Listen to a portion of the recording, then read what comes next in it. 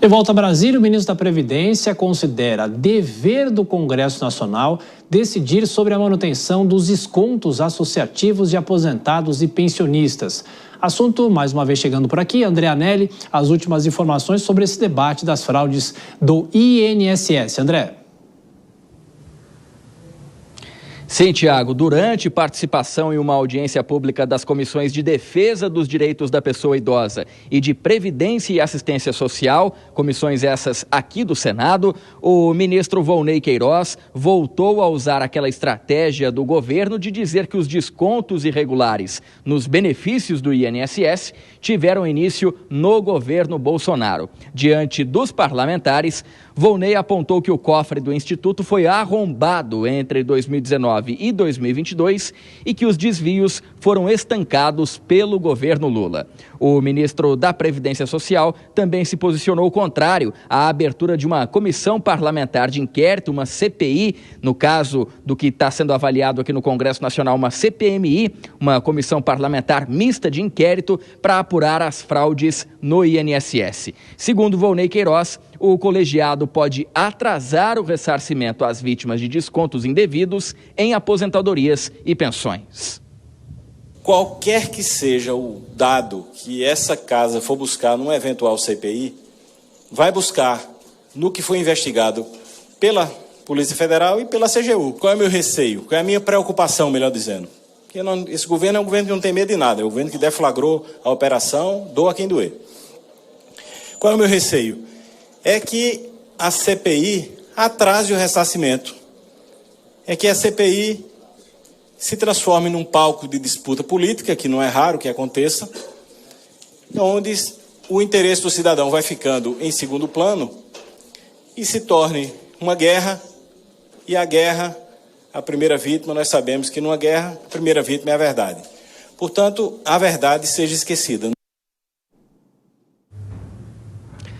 Volney ainda defendeu que nenhum deputado e nenhum senador sabe investigar mais ou tem mais dados nessa operação do que a Polícia Federal ou a Controladoria Geral da União, a CGU. Em outro trecho dessa audiência pública, o ministro afirmou que a permanência dos descontos associativos em aposentadorias e pensões pagas pelo INSS será uma decisão do Congresso Nacional. O que nós estamos fazendo e pedindo, inclusive expressamente, é que a Dataprev e o INSS reforcem os seus mecanismos de controle para garantir que qualquer tipo de desconto em folha, se é que eles vão continuar a existir, e existem aqueles que defendem dentro do próprio governo que eles não existam mais, porque, afinal de contas, o INSS é apenas não é uma instituição financeira, portanto, não poderia garantir esses descontos. Então, há aqueles que defendem que o INSS deixe de intermediar esse tipo de desconto, mas há aqueles que defendem que esse desconto permaneça como forma de fortalecer o movimento popular, o movimento sindical, que tem efetivo trabalho, que são as instituições sérias que merecem continuar. Portanto, esse trabalho e esse debate vai continuar. Existem associações sérias, existem associações fraudulentas, corruptas, e essas vão para trás das grades, nós vamos atrás do patrimônio delas para ressarcir os aposentados. Mas então eu tenho certeza que essa casa vai depois fazer a avaliação do que deve permanecer, se deve permanecer ou não o desconto em folha, porque essa é uma decisão do Congresso Nacional. De acordo com a Polícia Federal, a cúpula do INSS ignorou pelo menos 6 alertas recebidos pela CGU, além de determinações do TCU, Tribunal de Contas da União, e de uma auditoria interna do próprio INSS. A Polícia Federal aponta, inclusive, que a direção do órgão teria agido para liberar descontos em folha logo após ter anunciado medidas para tornar mais rigoroso todo esse procedimento que segue em apuração e futuramente também será investigado pela Comissão Parlamentar Mista de Inquérito aqui no Congresso Nacional, que inevitavelmente deve ser aberta ainda nesse mês de junho. Tiago. Um outro caso polêmico, André, o presidente da Câmara foi cobrado por deputados do PL sobre a situação da perda de mandato de Carla Zambelli. Agora, como é que deve seguir esse rito aí na Câmara? Pela maioria, viu, Tiago? Foi o que disse o presidente da Câmara, Hugo Mota. Essa manifestação dele aconteceu durante a sessão plenária dessa terça-feira, a sessão plenária de hoje, que terminou agora há pouco. Após ser cobrado por parlamentares do Partido Liberal, o presidente da Câmara afirmou que a decisão sobre a perda de mandato da deputada Carla Zambelli será pelo plenário da Casa. Com relação ao cumprimento da decisão acerca do mandato da deputada Carla Zambelli, eu darei o cumprimento regimental. Qual é o cumprimento regimental? Nós vamos notificar para que ela possa se defender e a palavra final será a palavra do plenário. É isso que nós vamos fazer. Isso é cumprir a decisão. Então, não ache, viu, deputado André, que eu estou tomando essa decisão por causa do seu discurso. Eu acho que houve uma confusão ou uma precipitação da minha avaliação. Essa decisão ela poderia ser cumprida pela mesa ou pelo plenário. O plenário é que tem a legitimidade dessa casa, é o plenário que decide para onde essa casa vai. E ele é soberano e está acima de qualquer um de nós. Então esse será o cumprimento que nós vamos dar à decisão acerca da deputada Carla Zambelli, dando o direito à ampla defesa, nós fazendo tudo conforme o regimento da casa, que é o que tem nos guiado até aqui, o que continuará a nos guiar. Esse caso, Carla Zambelli, repercute não só aqui no Congresso Nacional, mas também na Itália, onde, nesse momento, ela se encontra. Segundo o embaixador do Brasil lá no país europeu, Renato Mosca, embora a deputada licenciada esteja na lista de procurados da Interpol, não existe nenhuma operação em andamento contra ela nesse momento. O embaixador afirma que, mesmo que haja o conhecimento de que ela estaria em uma determinada casa, em um determinado local, não existe mandado de busca. Dessa forma, a polícia italiana não pode entrar dentro de uma casa para retirá-la e prendê-la.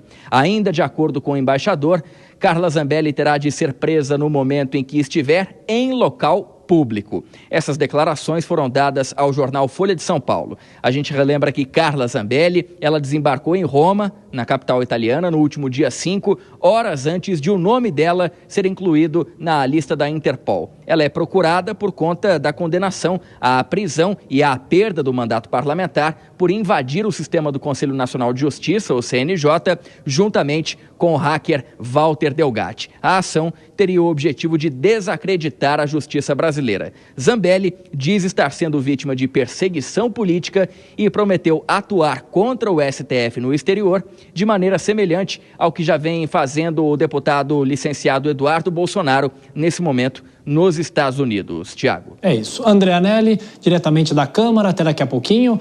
Chamado Dora Kramer, quero te perguntar sobre esse posicionamento, Dora, do presidente da Câmara, Hugo Mota. Há um recuo dele ao colocar essa análise da perda de mandato para todo o plenário ou não? E tem que ser assim mesmo? Não, claro, é assim mesmo, porque eu nem pensei que houvesse essa dúvida, porque sobre a decisão da mesa ou a decisão do plenário, porque ontem ele tinha dito que ia dar o encaminhamento. O encaminhamento é exatamente esse, pelo regimento. Nesse caso, a manifestação é do plenário. No caso do Chiquinho Brazão, que perdeu por faltas, foi uma decisão da mesa, mas era outra história, quase uma decisão, quase não, é uma decisão administrativa, faltou, a mesa decide. Agora, eu só não entendi como é que o presidente da Câmara vai notificar a Carla Zambelli, diz que vai notificar e aí ela vai se defender. Notificar onde? Se ela está fugitiva e fica escondida, né? Porque pelo que o posicionamento aí do embaixador, que ele deu a Folha e o Anelli trouxe, ela não pode sair, porque ela pode ser pega, ela está com um mandato de prisão decretado. Então, como é que ela vai? Vão notificar ela como? Ela vai se defender de que maneira? Então, eu acho muito, muito estranho, porque se ela não puder, se essa decisão não puder ser tomada pelo plenário sem que haja notificação e a defesa, então isso vai ficar para as calendas, né? Porque, e aí? De repente ela acaba até mesmo perdendo o mandato por faltas. É isso mesmo, Kobayashi? Essa questão é interessante.